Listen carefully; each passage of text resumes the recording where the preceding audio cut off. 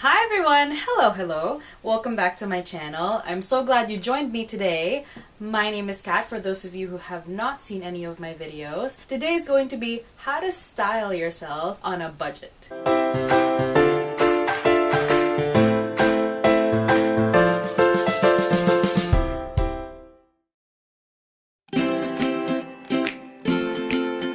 Summer's coming up and you're going to be probably spending a lot on different experience out there. If you're in Toronto or any big cities, you know that festivals are coming up. That may be for music festivals, for food, oh my god, or just anything that gets you out there. Soak up the sun, have fun, and embrace the warm weather, because if you're in Canada or Toronto, we probably only get summers for 3 months and it's winter every other day of the year. That means you're out and about and probably shopping all the time. And so if you're like me, I don't have enough to really splurge on everything and want to be able to find bang for your buck. Well, I have 5 tips for you today on just 1, how to be able to find comfort in what you're wearing and finding yourself, and 2, how to save by doing so. To begin, my first tip is for you to be able to fill your wardrobe with classic pieces. So what I mean by classic pieces is to be able to invest in items that are more neutral, structured fitting in order for you to be able to build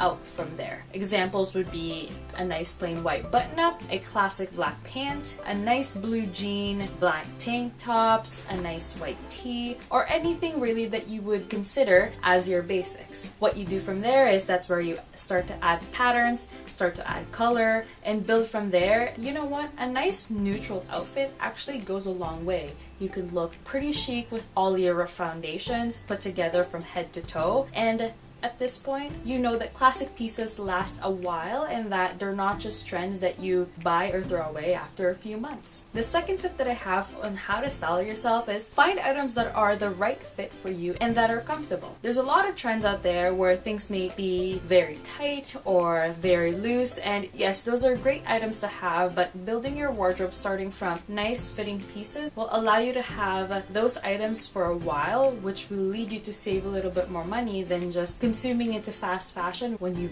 buy items and then you get rid of them after 1 to 2 wears. Finding a comfort level with your items allows you to be able to gravitate towards those items and want to wear them. No one out there has thought of, oh, I want to wear that tight shirt, or I look like a potato wearing that big huge sweater, or big huge this. Whatever allows you to feel comfortable stepping out of that door, those are the items that you choose. And hey, I'm gonna embrace it. I might be wrong. If those big sweaters are comfortable for you and you want to step out there, do it and go ahead. No buts required, because everyone has their style and the right fit and the right comfort level is really up to you. In addition to that, also look at the little things that are non-clothing related. So what I mean by that is looking at your nails, looking at your hair, looking at the little things that really tie your outfit together. I actually had blonde hair before, but I found that it was really too long at that point, so it's all cut. I'm back to brunette and I'm feeling good. What I like about it is I actually just feel a little bit more challenged, because I was so used to having long hair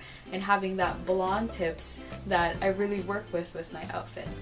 Right now my hair is darker, so I feel like I could wear a little bit more of lighter clothing without feeling like it's clashing with my hair. And having no dry ends really just makes me feel better about my look. You can also look at your nails and see what you could really add on. A lot of people put some power colors in there so that when you look at your nail, you just feel empowered to be able to conquer the world. I would have yellow on my nails if I can right now, but kind of growing it out. But whatever it is, and whatever little things that would help you feel like your outfit is put together, go right ahead, because you don't want to be walking around feeling like you're restricted. Find that comfort level and make sure that it fits you well and how you want it, and that will really give you a feel of being stylish. My third tip is don't focus on brands. This might be a little controversial, but there's different brands out there that sell the same trendy pieces or the same classic pieces, but really, in the end of the day, choose what is comfortable for you and what really represents you. You can be comparing an item that is $20 and $100 somewhere else, and Just because something is a lot more expensive doesn't necessarily mean that it's high quality. I've bought pieces out there that were cheaper than high-end brands, and I've found that they're really high quality and they've lasted me a while. Just because it has a brand and it has a higher price tag doesn't necessarily always mean that it's better quality than most. I commend those people who research all about materials and the difference between different products and different stores. But if you're really just looking to build up your wardrobe, sometimes you can opt for that $20 item and it would last you for however long that you really need it for. Also, the one thing that I noticed, the reason why I don't focus on brands personally, is most times you don't even see what the item brand is unless there's a specific logo on the item. If it's a plain white tee, in the end of the day, that's a plain white tee. No one will know if it's from this brand and no one will know if it's from this brand. In the end of the day, you're wearing a plain white tee. My fourth tip is going to be focused on saving you as much money. And what I mean by that is what we call the hunt. This is basically comprised of thrift shopping, secondhand buying, and scouring stores for their sale racks. The reason why I say that is there's a lot of items out there that you will find at a thrift store or buying secondhand that are great quality pieces that you would buy for a fraction of the price. A lot of my best pieces in my wardrobe I probably purchased for less than $10 and I wear them every single day. They're still great quality although they're secondhand, but in the end of the day, what I love is that I wouldn't be able to buy these pieces at a regular store or full price itself. So the hunt allows you to be able to find different pieces and purchase items that you might not be able to pay for full price. I never skip out on sale racks. There are 2 times a year that I keep a lookout for those ones, and they usually align around the Victoria's Secret semi-annual sales. That's how I mark how every other store go on sale as well. Generally, this happens in January and February after the New Year's. The February time, that's when it gets extra cheap, but of course, stores are already picked over, so it's really just digging and finding items that could potentially work for you. And around June and July in the summertime, July of course is cheaper because again it's mostly picked over from the June sales that they've started, so that one is coming up and I cannot wait to be able to see what I find. Last but not the least, my final and 5th tip does not cost a thing, and this is have confidence. When you have confidence, people just admire the aura that you have. People gravitate towards the positivity that's around you, so be confident with whatever you're wearing, because you know what, in the end of the day, it's what's the inside that counts. You can save money, you can wear whatever you want, but if you don't wear that with confidence and with your head up, all of the items that you did for tip 1 to 4 is not really gonna show itself without you in it. Put your personality out there and show the world how funny you are and how goofy you are, because again, like I said, it doesn't really cost you to be able to be kind to other people, to be able to make people laugh, and to be able to make people feel good about themselves because of how confident you are